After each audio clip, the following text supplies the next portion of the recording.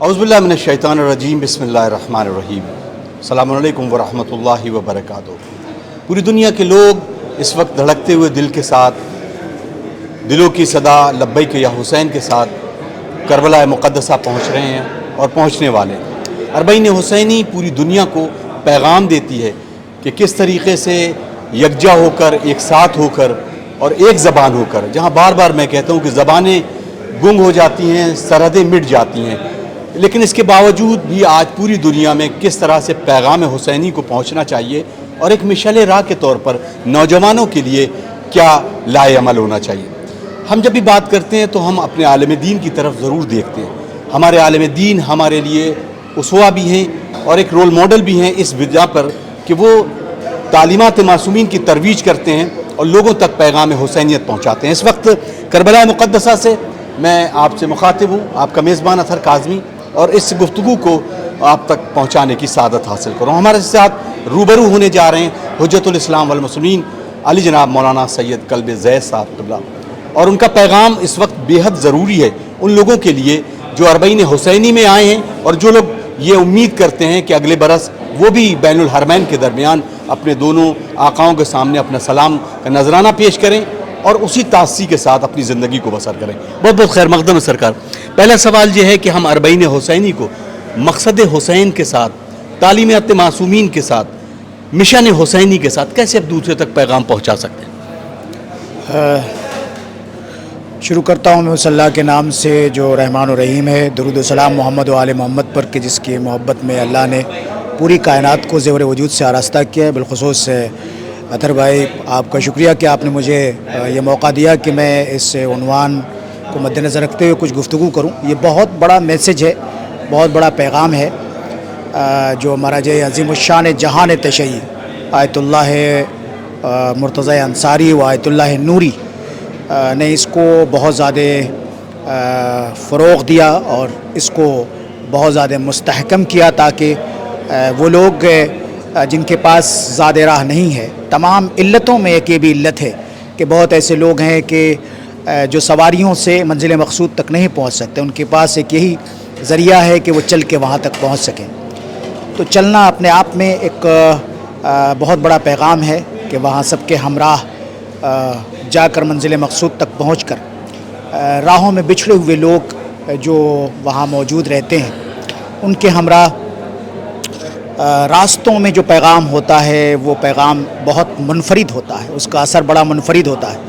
اور وہاں بالکل مختلف تہذیبوں کے لوگ، مختلف تمدن کے لوگ، مختلف کلچر کے لوگ وہاں جمع ہوتے ہیں جن کے بیٹھنے، اٹھنے، سونے، کھانے پینے کے انداز بالکل مختلف ہوتے ہیں، مگر حسینیت اس سے محور کا نام ہے،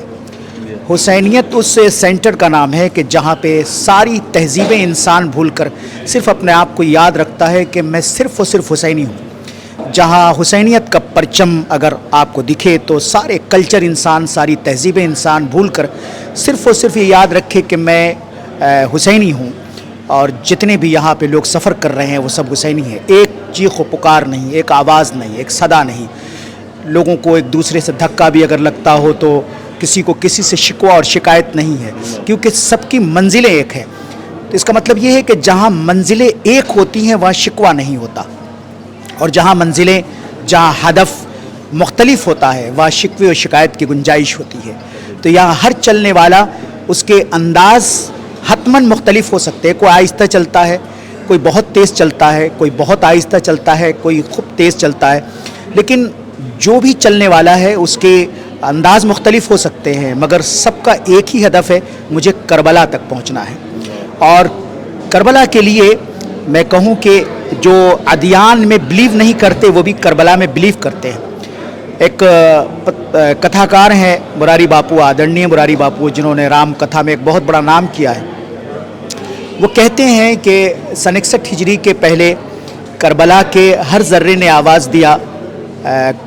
کربلا، اور سن 61 ہجری کے بعد کربلا کے ہر ذرے نے آواز دیا کر بھلا، یعنی جو بلا کو بھلا میں بدل دے اس کا نام حسین ہے۔ تو یہ جو سفر ہے یہ بلا کو بھلا میں بدلنے کا سفر ہے،